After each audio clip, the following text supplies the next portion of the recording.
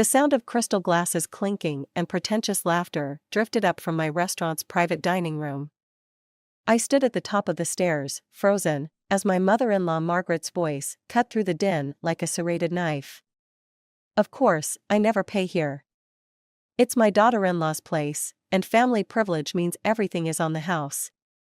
I practically own half of it anyway, considering how much we helped them get started. My fingers tightened around the stack of invoices I'd been reviewing. The lies rolled off her tongue so smoothly, each one a perfectly crafted poison dart aimed at my reputation.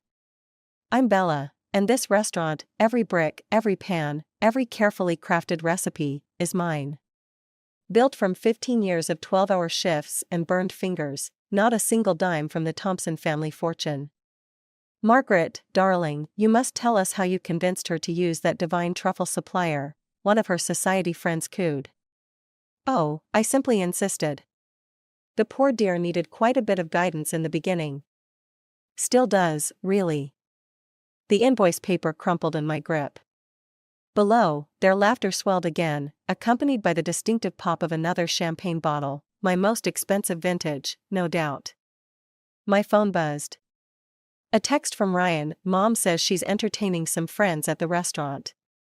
Hope that's okay. Hope that's okay. Like I was some teenager asking permission to borrow the car, not a business owner being robbed blind by his mother. I started down the stairs, my heels clicking against each step with military precision.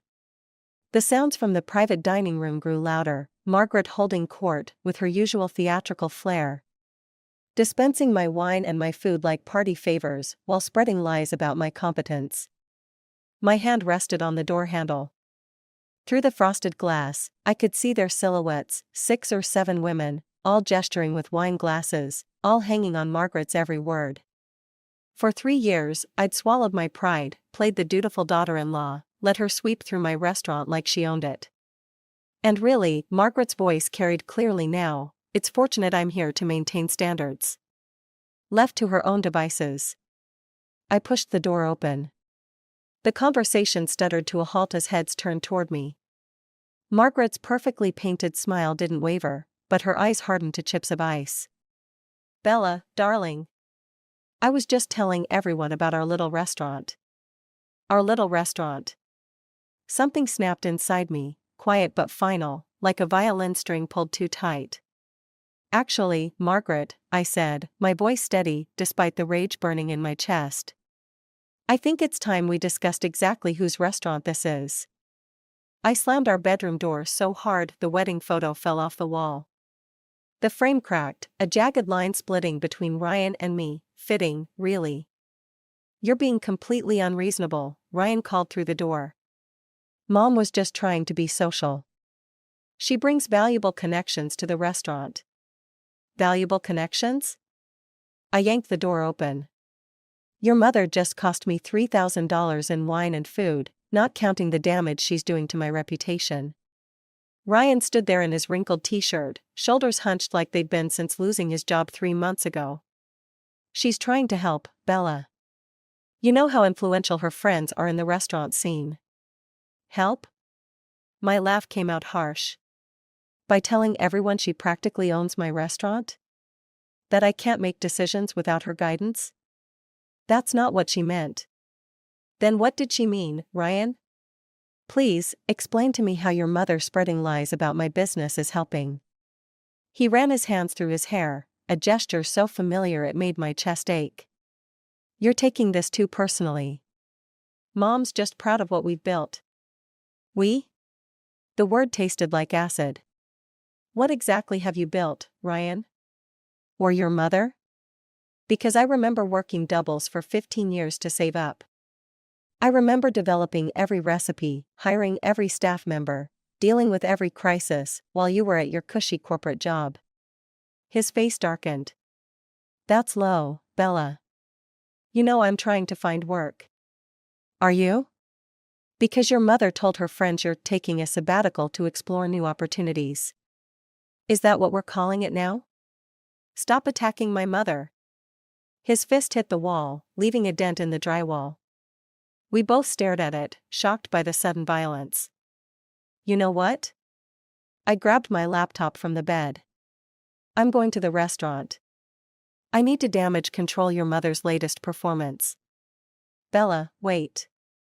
And starting tomorrow, your mother pays full price like everyone else. If she has a problem with that, she can find somewhere else to hold court. You can't do that to her. I stopped at the doorway, turning to face my husband of 12 years. In that moment, he felt like a stranger. Watch me. If you do this, he said quietly, you're choosing business over family. No, Ryan. I'm choosing self-respect over manipulation. Maybe you should try it sometime. I left him standing there, my heels clicking against the hardwood like a countdown. In my car, I pulled up the security camera feed from the restaurant on my phone. Already, Margaret's society friends were posting about their complimentary lunch on social media, tagging the restaurant. Each notification felt like another nail in the coffin of my marriage. My phone buzzed, a text from Lisa, wine emergency at my place. Come now. For once, running away seemed like the sanest option. Lisa's laptop screen cast a harsh glow across her kitchen counter as she pulled up Henry's bank statements.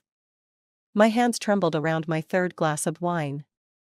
Holy shit, Lisa whispered, scrolling through the documents. These transfers to Margaret's personal account, they're astronomical. And look at the timing. I leaned closer, my chest tightening. Right after Ryan lost his job. And Henry has no idea? He trusts her completely. The wine turned bitter in my mouth. Just like Ryan trusts her. Lisa highlighted another transaction. $200,000 in the last 3 months alone. What's she doing with all this money? My phone buzzed, another Instagram notification. Margaret at some charity gala, dripping in new jewelry, captioned, supporting local artists while maintaining standards of excellence. Maintaining standards, I muttered, showing Lisa the post. That's her favorite phrase lately. Usually right before she tells me how to run my restaurant. Bella. Lisa's voice went serious. You have to tell Henry. And destroy my marriage? Ryan will never forgive me. Your marriage? Lisa slammed the laptop shut. Honey, your marriage was over the moment Ryan chose his mother's lies over your truth. The doorbell rang. Lisa checked her phone and swore. Shit. That's probably Mark with the kids. I forgot he's dropping them early. I should go anyway. I stood, steadying myself against the counter. Need to check on the restaurant. Wait. Lisa grabbed my arm. Promise me you'll think about telling Henry. This isn't just about your restaurant anymore. Margaret's stealing from her own husband. I'll think about it. Outside, I fumbled with my car keys, but my hands wouldn't stop shaking. A text lit up my phone. Ryan, Mom's upset about what you said. We need to talk.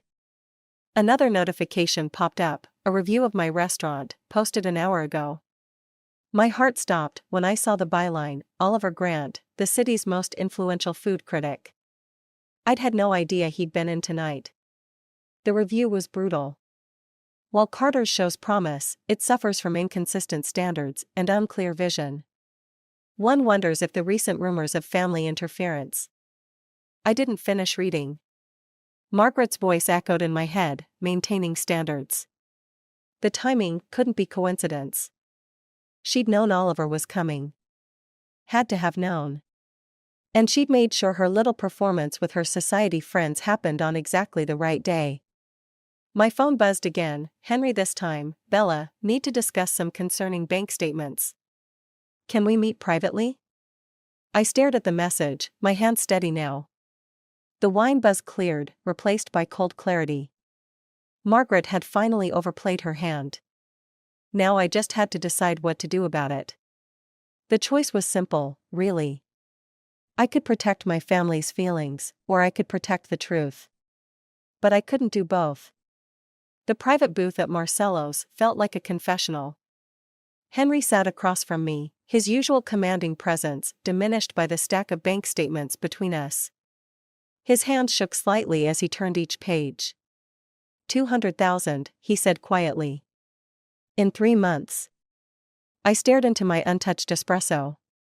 I'm sorry, Henry. I shouldn't have. No. His voice hardened. You did exactly right. But there's something else you need to see. He pulled out another document, a loan application. My restaurant's name was at the top, along with Margaret's signature. My signature. Except I'd never seen this paper before. She's trying to take out a second mortgage on your restaurant, Henry said. Using my name as collateral. The room tilted. That's not possible. I never signed. Margaret has always been good with signatures. His smile was bitter. Ask Ryan about his college acceptance letter sometime. My phone buzzed. Ryan again, where are you? Mom's lawyer wants to discuss the restaurant's future direction. She's moving faster than I expected, Henry muttered, reading the text over my shoulder. Probably because of this. He slid a familiar envelope across the table, Oliver Grant's review. But this version was different from the one I'd seen. This was the original draft, before Margaret's family interference comments were added. Oliver's an old friend, Henry said. He called me this morning, quite upset about the unauthorized changes to his review. The pieces clicked together: Margaret's social media campaign, the fake loan documents, the doctored review. She wasn't just trying to control my restaurant. She was trying to destroy it. Why now? I asked. After all these years? Because Ryan lost his job. Henry's eyes met mine. And Margaret lost her access to his corporate accounts. She needs a new source of income to maintain her lifestyle. Your restaurant is profitable, visible, and vulnerable. The word tasted like ash. I'm meeting with my lawyer tomorrow, Henry said. But you need to decide what you want to do about Ryan. He's been helping her with some of this. The betrayal hit like a physical blow. My husband. My partner. The man who'd promised to stand by me through everything. My phone lit up again, a text from an unknown number. Miss Carter, Oliver Grant here. We should talk about your mother-in-law's interesting interpretation of my review. Perhaps over dinner? I looked up at Henry, seeing my own pain reflected in his eyes. We were both facing the same choice: protect the people we loved, or protect the truth. I need to make some calls, I said, standing. Starting with my lawyer. Henry nodded, understanding perfectly.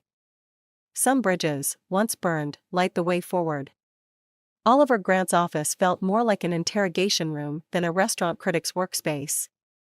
He spread photos across his desk, Margaret at various charity events, all wearing different pieces of expensive jewelry. Your mother-in-law has expensive taste, he said, tapping one photo.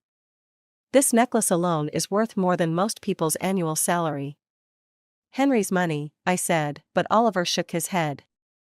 That's the interesting part. He pulled up a spreadsheet. These purchases align perfectly with your restaurant's busiest nights. The nights when Margaret hosted her special events in your private dining room. My stomach lurched. She was selling the jewelry. Through your restaurant. Quite clever, really. High-end pieces, cash transactions disguised as expensive wine purchases. He paused. Your husband handled the books during those events, didn't he? The room spun. Ryan's voice echoed in my head, Mom's just trying to help. All those nights, he'd insisted on managing the private dining room himself. All those missing wine inventory reports.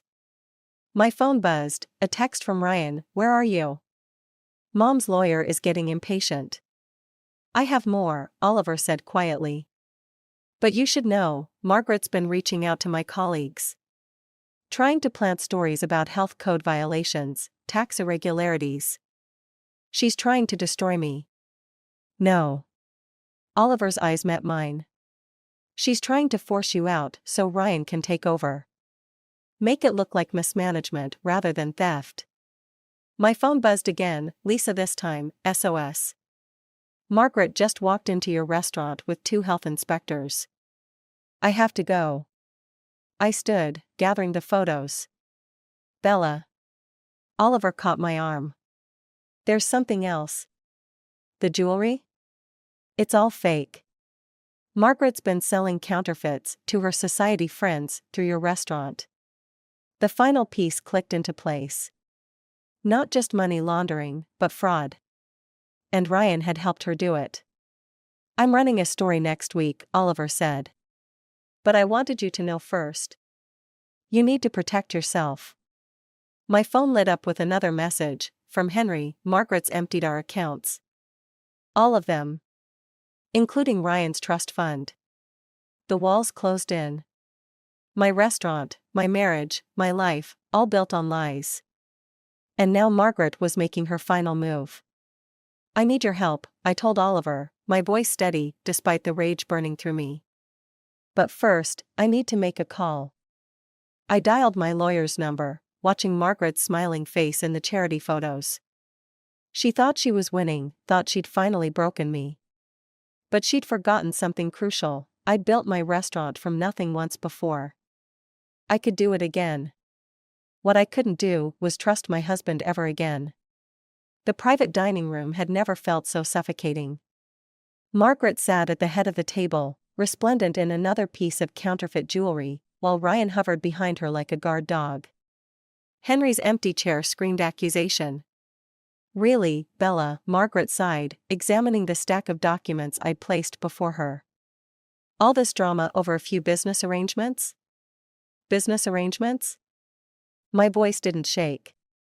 Is that what we're calling fraud now? Ryan stepped forward. Bella, you're overreacting. Mom was just selling fake jewelry through my restaurant? I pulled out my phone, cued to a recording. Margaret's voice filled the room. Of course it's authentic, darling. And such a bargain through my private collection. Margaret's perfectly manicured nails dug into the table. Where did you get that? Your buyers are very angry, Margaret. Especially the ones who tried to insure their purchases. You ungrateful little. The dining room door opened. Henry walked in, followed by 2 police officers. Henry? Margaret's voice went sharp. What are you doing? His job, I said quietly. As a member of the restaurant's board of directors. Ryan's face went pale. What's happening? What's happening is your mother's under investigation for fraud, Henry said. And you're an accomplice. You can't prove anything, Margaret snapped, but her hands trembled as she reached for her wine. Actually, Oliver Grant stepped in from the hallway, digital recorder in hand. We can prove quite a bit. Margaret's wine glass shattered against the wall. You planned this. You vindictive little climber. Mom, stop. Ryan's voice cracked. Please. Oh, now you grow a spine? I turned to my husband. After helping her steal from your own father? After letting her destroy everything we built? I didn't know. Liar. The word felt like acid. I saw the books, Ryan. The fake invoices. The missing inventory. You knew exactly what she was doing. The officers moved forward. Margaret's composure cracked completely. This is your fault. She lunged across the table, fingers curved like claws. You gold-digging witch. Ryan caught her, but not before she knocked over the evidence files. Photos scattered across the floor, Margaret's jewelry sales, Ryan's forged signatures, bank statements showing emptied accounts. I trusted you, Henry said quietly. Both of you. As the officers led Margaret away, Ryan reached for me. Bella, please. I can explain. I stepped back, watching my marriage die in slow motion. Explain what? How you helped her launder money through my restaurant. How you forged my signature on loan documents. How you. My phone buzzed, a news alert. Margaret's scheme was already breaking across social media. My restaurant's name featured prominently in every headline. I'm sorry, Ryan whispered. But sorry, couldn't rebuild a reputation. Sorry, couldn't restore trust. Sorry, couldn't save us. The courthouse hallway felt endless.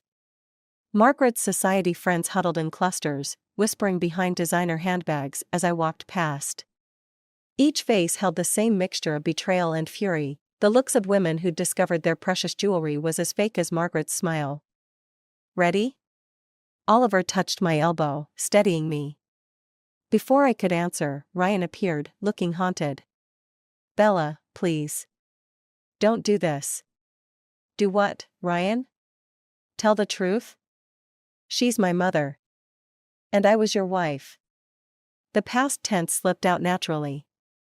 Didn't stop either of you from destroying everything I built. The courtroom doors opened. Margaret sat at the defendant's table, her perfect posture a stark contrast to her prison jumpsuit. Her eyes met mine, cold and calculating. Last chance, she said as I took the witness stand. Family should protect family. Like you protected Henry's money? Or Ryan's future? Her mask cracked. I gave Ryan purpose when you made him feel worthless. You made him an accomplice. I made him loyal. Her voice echoed through the courtroom. Something you never understood. Loyalty? I pulled out my phone, cued to a recording. Like this loyalty? Margaret's voice filled the silence. Ryan's pathetic, really. So desperate for mommy's approval, he'll sign anything. Just like his father. The color drained from Ryan's face. Margaret lunged forward, but her lawyer held her back. That's not, I never. Your Honor, Oliver stood, I'd like to submit evidence of similar recordings. Documenting Mrs. Thompson's systematic manipulation of both her son and her victims. You're ruining everything. Margaret's composure shattered completely. All my work, my reputation. Your reputation? One of her former friends stood up. What about our reputations? Our money? The courtroom erupted. Through the chaos, I watched Ryan, my husband of 12 years, finally seeing his mother clearly for the first time. I'm sorry, he mouthed, but not to Margaret. The judge's gavel cracked like thunder. Order. Mrs. Thompson, control yourself or. You ungrateful bitch. Margaret broke free, lunging toward me. I should have destroyed you when. Her words cut off as Henry stepped between us. Enough, Margaret. The silence that followed felt like a death knell.